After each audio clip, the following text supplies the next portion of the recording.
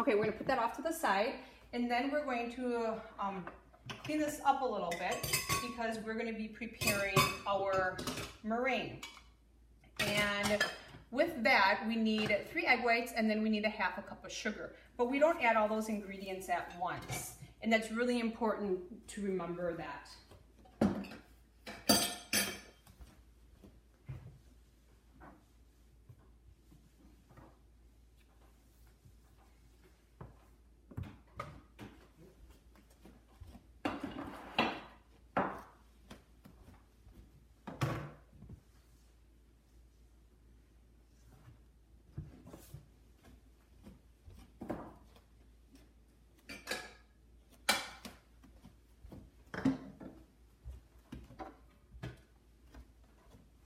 We have our KitchenAid mixer here, and I may need to move the iPad just a little bit so you can see what I'm doing.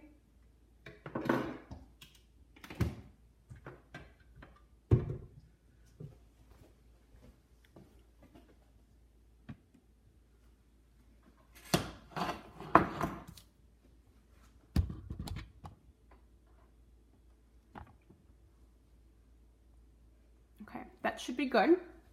We're going to use our whisk attachment. Make sure you use that. If you don't use the whisk attachment, it's probably very unlikely that you would end up making the meringue. Okay, so we have our egg whites in here. It's really important that, first of all, that your bowl is free and clean of any type of fat that may have been used previously in the bowl. Like if you were making chocolate chip cookies or cakes, if there's any fat left in this bowl at all or any residue, your egg whites will not turn into meringue. Also, you need to make sure that there are absolutely no egg yolks in it, because again, that will prevent these egg whites from turning into meringue. So what we want to do is we want to start it on medium speed. And it's going to take a little bit of time to turn into the soft peaks, which you saw in the video, I believe. As that is going, I'm going to measure out my sugar. Actually, I need a clean measuring cup.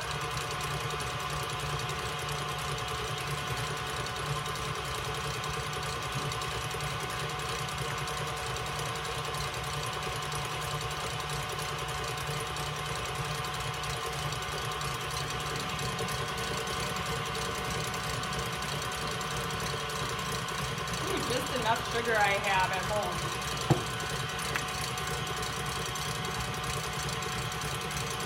Okay, as you can see, it's getting a little frothy.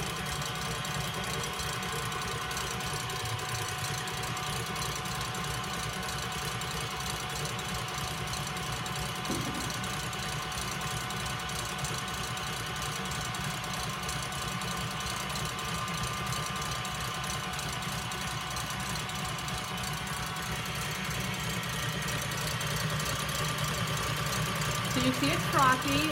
Continue to whisk it. Do not add your sugar until the peaks have formed that you are satisfied with. And this is not meringue yet. This is strictly just a froth.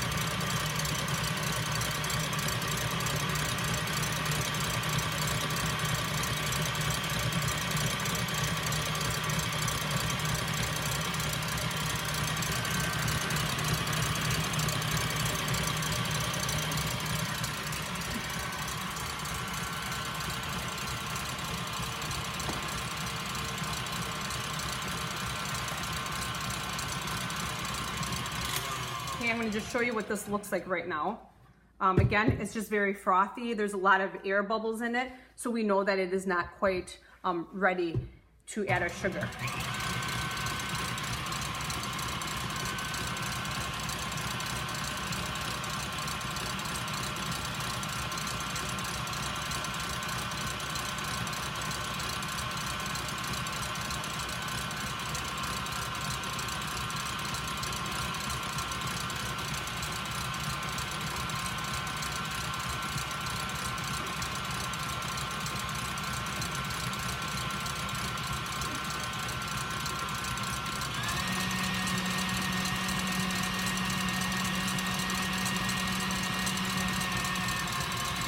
when you're making the meringue, you want to make sure that your chocolate pie filling is already in your pie crust, because if it's humid or it's really warm in the classroom, this is actually going to fall, which means that you can make your meringue, you let it sit for 15-20 minutes, and you're going to lose that air in the meringue, and it would be a big flop.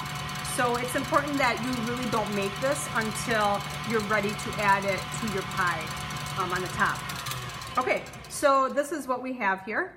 Something that looks like this. These are considered soft peaks, and we are going to now add our sugar, and this is adding the flavor to our meringue. And add that slowly.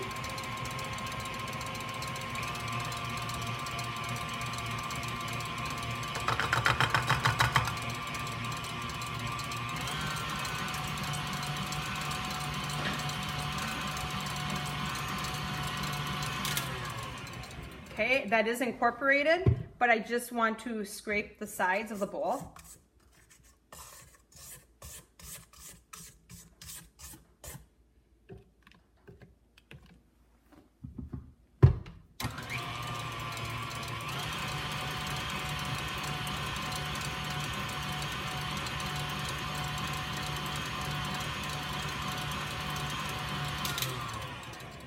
Okay, so what I like is I like soft to medium peaks. I don't like stiff peaks because that reminds me of like meringue candy. I prefer the soft to medium. And if it gets really, really shiny, a lot of times you've over mixed it. It will still taste good. It will still look pretty good, but it's probably going to be a little bit flatter on your pie.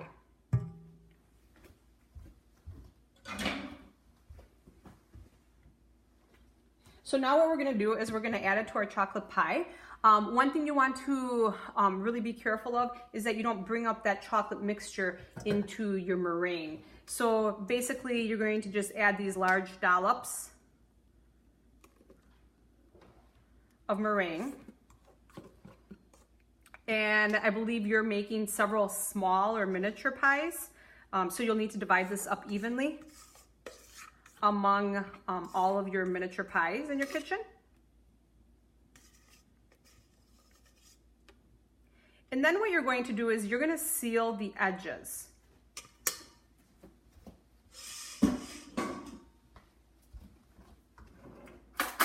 So you're going to take a knife and you are gently going to just spread that meringue gently to the sides of your pie, sealing those edges. It makes for a very attractive meringue pie.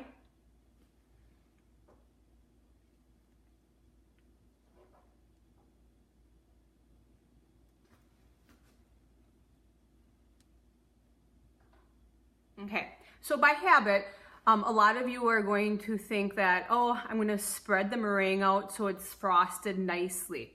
Well, so a lot of times I'll see students that will just kind of frost this on, okay? That's not what we want meringue to look like. We want to have basically soft peaks like you hear about with the meringue. So you want to kind of bring up some of those peaks to make your pie look more attractive.